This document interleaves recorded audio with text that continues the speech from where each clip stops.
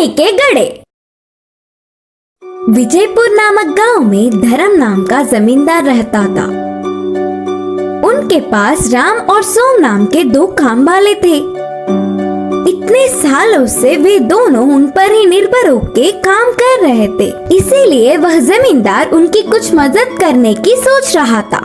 एक दिन उन दो काम वालों को बुलाकर कहा, तुम लोग मेरे पास बहुत सालों से काम कर रहे हो।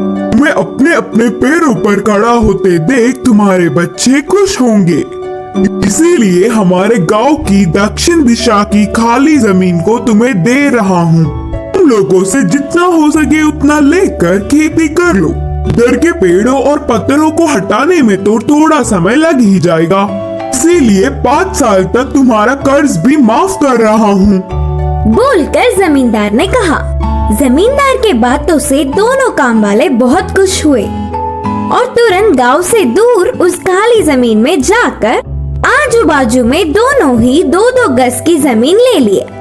वहाँ के जमीन पर खराब पत्थर और पेड़ों को हटाकर साफ कर रहे थे और ऐसे ही धीरे धीरे खेती का काम भी शुरू करने लगे। एक दिन राम अपने जमीन की खुदाई कर रहा था, तब अचानक उसे एक आवाज से उसके हल को कुछ लगा और उसे बाहर निकालने पर वह सोने के 2 घड़े थे। उनमें बहुत सारे सोने के जेवर भी थे।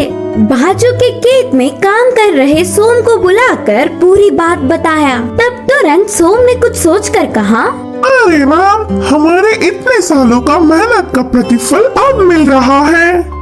इसे हम दोनों मिलकर बांट के खुशी जीवन बिताएंगे।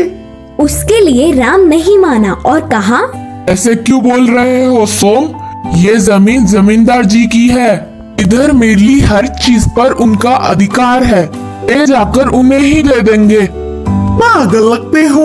इन सोने के घड़ों के बारे में किसी भी नहीं पता, इसीलिए हम ही ले लेंगे। बोलकर सोम ने कहा, ठीक है, फिर आज रात तक सोच कर बताऊंगा। बोलकर उन्हें घर ले गया राम। राम पूरी रात बहुत सोचकर सुबह ही जमींदार के पास जाकर उन कीमती जेवरों को देकर खेत की ओर चल पड़ा।